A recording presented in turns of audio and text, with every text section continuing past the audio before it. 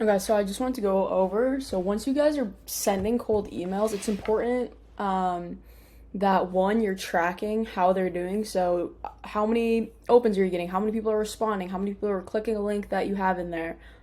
Because honestly, like the name of the game of cold email is you're gonna have to kind of dial in your script. You're kind of gonna have to um, see how, like just like honestly test different scripts and see how they work.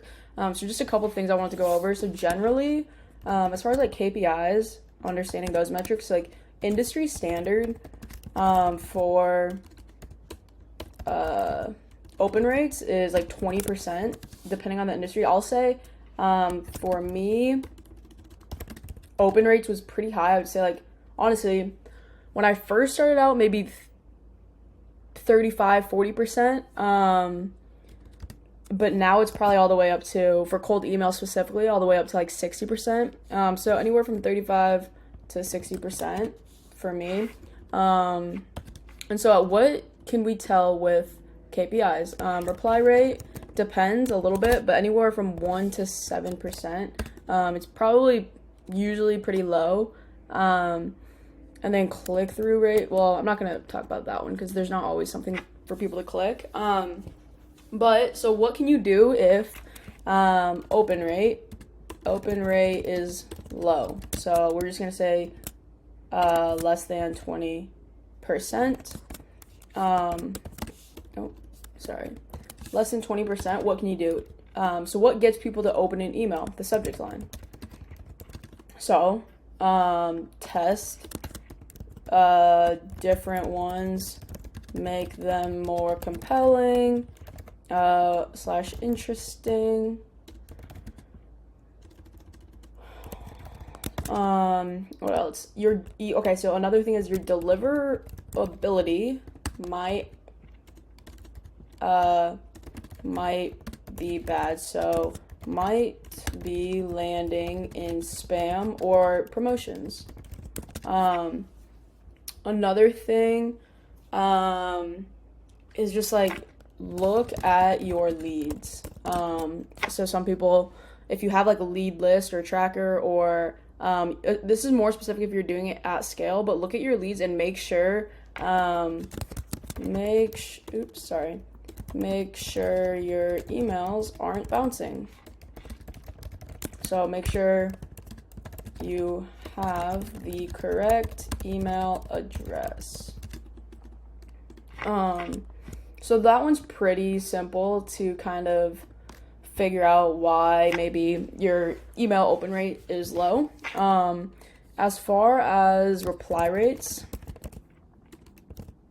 this could be honestly like a million different things, and this is like why I say you just have to test, and like that's what's probably gonna help you figure it out. The first thing is your opener message maybe isn't compelling. It's too generic. Need to be more personalized or interesting. Like give them a reason to keep reading.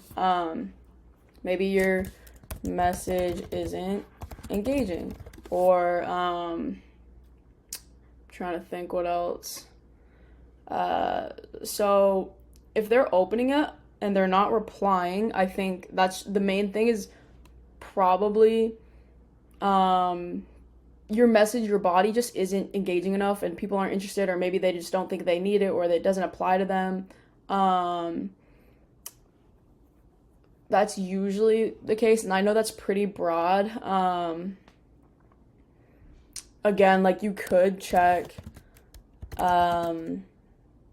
who you are sending to, because sometimes like if you send to support at lululemon.com, like that's probably not who you want to be emailing. You want to probably be finding the founder, the CMO, the CEO, whatever, who is actually has like a position of power where they can do something. Like support isn't going to really help you. So again, check who you're sending to. Another thing is, if you I would not recommend sending images. Sorry, my phone is buzzing. Because that can label you as spam. Maybe you're even being reported to as spam, especially if like you're coming across as like you're sending this email and you're saying, oh, I can make you $500,000 or whatever, something like that. Like if you're kind of like over promising the results you don't actually have expertise in, that's a huge turnoff. Another is like, oh, I have a certificate in XYZ, or I'm a whatever, something like that. Like that can be targeted as spam. Another thing is just and this is more if you're sending cold DMs at scale, like if you're scraping a bunch of leads that are in the e-commerce space or something, and you're saying something like, hey, I'm an email marketer, I can help you with blah blah blah, it might be like your offer and your position isn't what they need, or isn't like your offer needs to be positioned differently. So at scale, your offer needs to be positioned differently. So maybe like, yeah, maybe you are an email marketer or you know how to run ads really well, but like the way you're telling them they need you, or the way you're kind of pitching yourself or whatever, isn't necessarily getting a lot of replies, or it's not super engaging. So I've like switched that up. So maybe it's that. Make sure it reads easily, conversational tone to it. You could also try, depending on your CTA, if you're saying like, i.e. book a call here with like Calendly, try a softer CTA, like,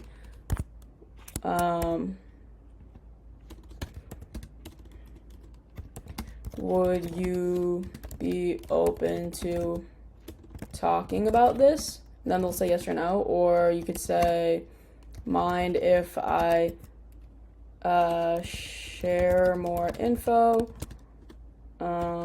Mind if I send you an example or test, whatever, something like that. Just like have a little bit of a softer CTA.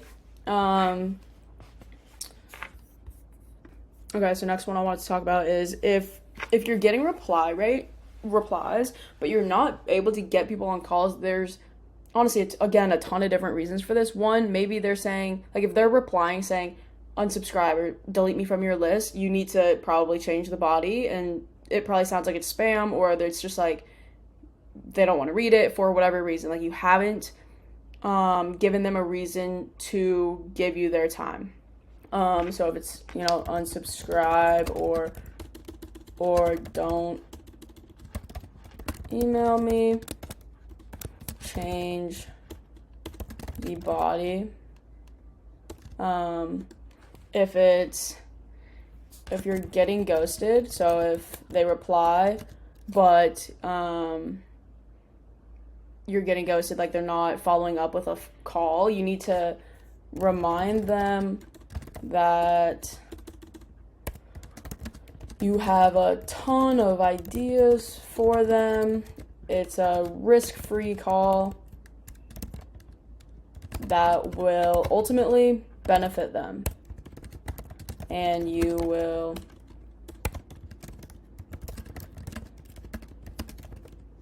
provide them a lot of info. What else could it be? If people are replying saying, I don't handle that, or like not the right person, check who you are targeting. So make sure it's people in positions that deal with what you are offering. So CMOs, depending on how big the company is, maybe even CEOs, founders, that type of thing. And then to follow up, you can say,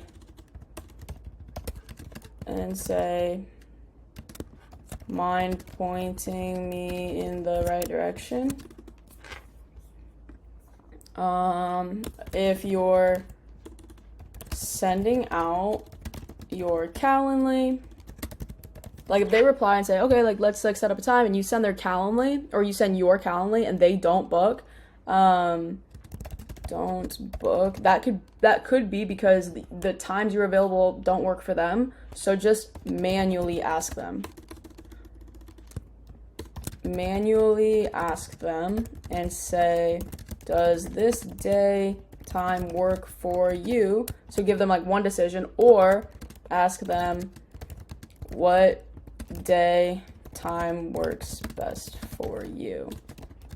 So and then again, you might get some replies that seem interested but then ghost you, and so focus on your reply. Maybe they want more information, but like you explain your offer or position that in a way that they don't like or they don't think they need. And that's why, again, like my CTA is always to get them on a call where I can like on the call handle all of their objections and see what their worries are, see what they need help with, and then I can say like, okay, this is how I'd fix XYZ.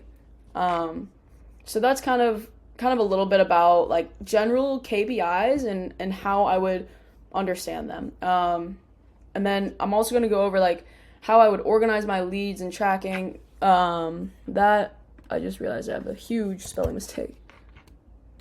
So I'll go over tracking, and then I'll go over how you should like follow-up sequence and like what to do in different scenarios. So maybe the prospect's interested, or maybe they are interested but not the right time. Maybe they have somebody, whatever. So those are kind of the other things I want to go over as well.